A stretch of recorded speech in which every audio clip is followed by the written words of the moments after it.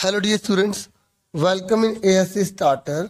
Dear students, इस video में मैं आपसे जो आईटी का आपका एग्ज़ाम है ना, उसकी जो यूनिट नंबर 4 है, जो एंटरप्रेन्योरल स्किल्स से रिलेटेड है, उसी में कुछ इंपॉर्टेंट जो क्वेश्चन है ना वो शेयर कर रहा हूँ। ठीक है, तो इसको फटाफट हम पढ़ लेते हैं। पहला क्वेश्चन है, what qualities are required for successful entrepreneur. अगर आप एक सफल उद्यमी बनना चाहते हैं तो आपके अंदर कौन सी क्वालिटीज़ होनी चाहिए। ठीक है, जैसे अगर आप कोई फैक्ट्री या कंपनी खोल रहे हैं तो आपके अंदर क्या क्वालिटीज़ होनी चाहिए, आप बना के भी बता सकते हैं। जैसे आपके अंदर कॉन्फिडेंट होना चाहिए। ठीक है, आपके अंदर न्यू आइडियाज़ आने चाहिए, आपके अंदर क्रिएटिविटी होनी चाहिए, थिंकिंग एफिशिएंसी होनी चाहिए, बिजनेस आइडियाज़ आपके माइंड में आते रहने चाहिए। सबसे बड़ी बात, आपको गिव अप नहीं करना, आपको डिफ़िकल्टी को फेस करना आना चाहिए। देखो, अगर आप डिफ़िकल्टी को फेस नहीं करोगे तो फिर आगे कैसे बढ़ोगे। स्ट्रगल तो करना पड़ेगा ना, और मेहनत भी करनी पड़ेगी। अगर आलस कर दोगे तो कैसे बात बनेगी। तो ये सारे एंटरप्रेन्योर में जो है ना क्वालिटीज होती है कि वो डिसीजन ले पाए। ठीक है, सोचने के बाद। ठीक है, और सबसे बड़ी बात, उसमें पेशेंस होना चाहिए, मतलब धैर्य होना चाहिए। अगर आप में धैर्य नहीं है ना, आप हर चीज़ हड़बड़ डबड़ी में करोगे तो आप फिर दिक्कत पैदा कर लोगे अपने अंदर। ठीक है, और सबसे बड़ी बात, आपको जिम्मेवारी लेनी होगी। ठीक है, जो आप एक्शन ले रहे हैं ना तो उसकी जिम्मेवारी भी लेनी होगी। सबसे बड़ी बात पता है क्या है, वर्क हार्ड, बहुत ज़्यादा मेहनत करनी पड़ेगी। सुन रहे हो? ठीक है, नेक्स्ट। और नेक्स्ट पर बढ़ते हैं। What do entrepreneurs do when they run their business. बताओ, जब एंटरप्रेन्योर्स अपने बिजनेस को चलाते हैं तो वो क्या करते हैं।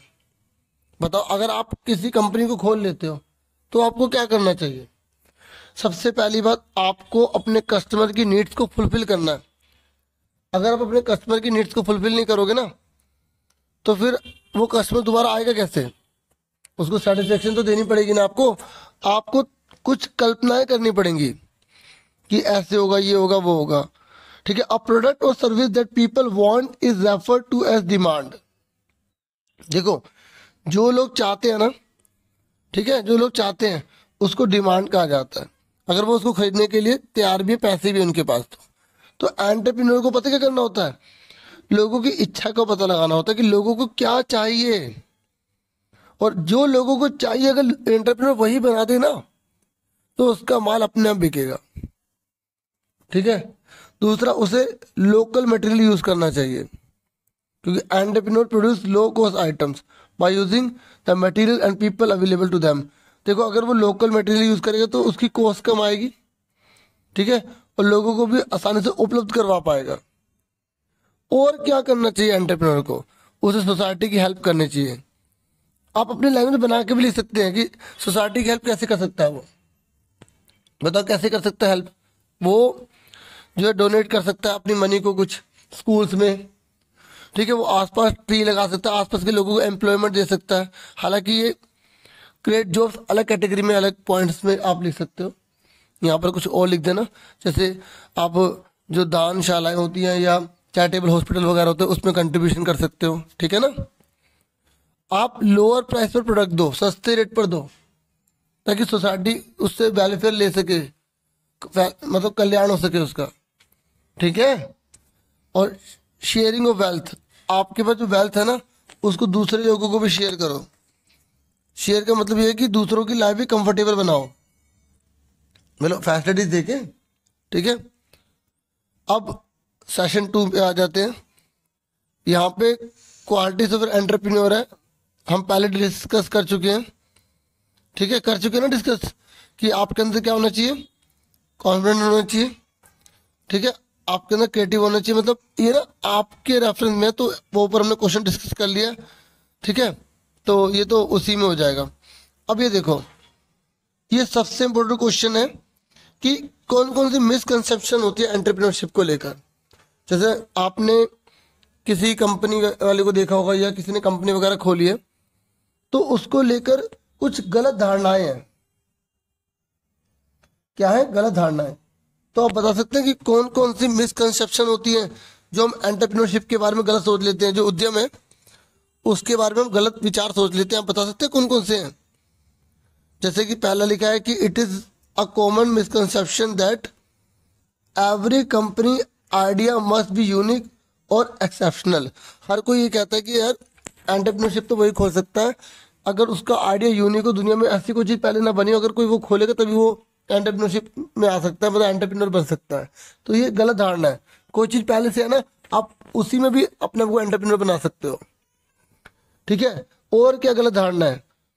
दूसरी गलत धारणा ये मार्केट में बनी हुई है कि अगर किसी को एंटरप्रेन्योर बनना है ना, उसे बहुत ज़्यादा पैसा चाहिए, नहीं तो नॉर्मल बंदा कंपनी नहीं खोल सकता। ये भी एक गलत धारणा है।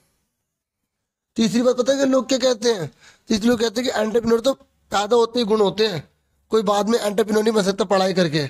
मतलब शुरू से चालाकी, शुरू से मतलब बिजनेस को चलाने की कला आनी चाहिए, ये लोग मानते हैं। लोग कहते हैं कि पढ़ लिख कर बाद में कोई एंटरप्रेन्योर नहीं बन सकता। चौथी क्या मिसकंसेप्शन? चौथी है कि अब person having a big business, और कुछ लोग कहते हैं कि किसी का बड़ा बिजनेस है तो वो एंटरप्रेन्योर हो गया। ऐसा जरूरी थोड़ी होता है। एंटरप्रेन्योर में तो हम रोज से कुछ फाइनल प्रोडक्ट बनाते हैं, और अगर कोई बिजनेस करे तो वो एंटरप्रेन्योर हो गया। तो ये गलत धारणा है। अगर आपसे पूछेगा तो बता दोगे ना, वीडियो दोबारा सुन लेना आप। ठीक है, चलो अब हम और पढ़ते हैं कैरियर ऑप्शन से related. What is veg employment? कि वेज एम्प्लॉयमेंट क्या है या वेज मैनेजमेंट क्या है? देखिए, अगर वेज एम्प्लॉयमेंट लिखा आ गया या वेज मैनेजमेंट लिखा आ गया तो आप ये बताएंगे कि वेज मैनेजमेंट जो होता है वो वर्क ग्रेड पर डिपेंड करता है। जैसे अगर कोई व्यक्ति किस ग्रेड पर काम कर रहा है उसे उसी के हिसाब से सैलरी मिलेगी। ठीक है।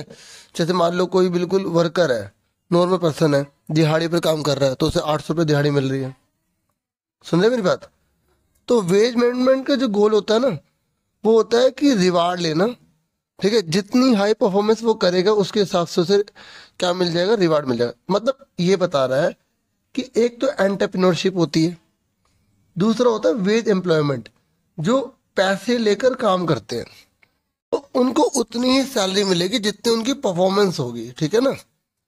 देखिए, एंटरप्रेन्योरशिप में ऐसा नहीं होता भाई। एंटरप्रेन्योरशिप में आप बहुत हाई रिस्क लेते हो, आप एक दिन में लाखों या कितनी ज़्यादा जीरो ऐड कर सकते हो। लेकिन जो वेज एम्प्लॉयमेंट है ना, वो अगर उसको हमने महीने की 10,000 सैलरी पे लिखा तो वो 10,000 सैलरी पर ही रहेगा ना। सुन रहे हो?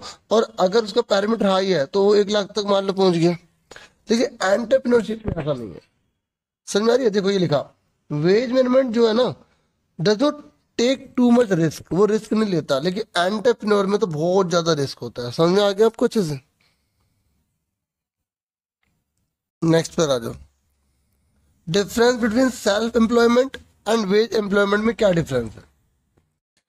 देखिए, सेल्फ एम्प्लॉयमेंट क्या होता है?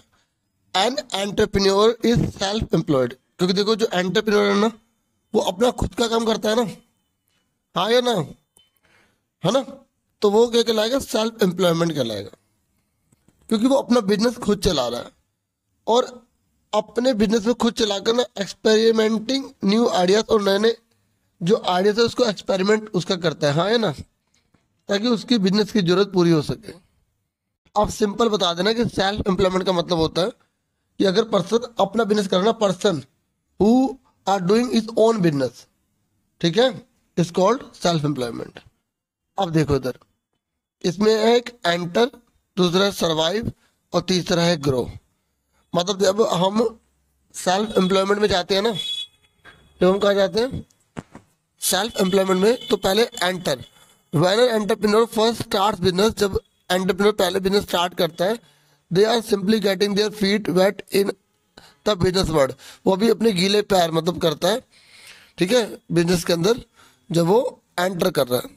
क्योंकि अभी उसे समझ आएगा कि क्या करना है, कैसे करना है। अगर उसे समझ में आ गया तो वो देखेगा वो सर्वाइव कर पा रहा है, जिंदा रह पा रहा है, तभी तो आगे ग्रो करेगा।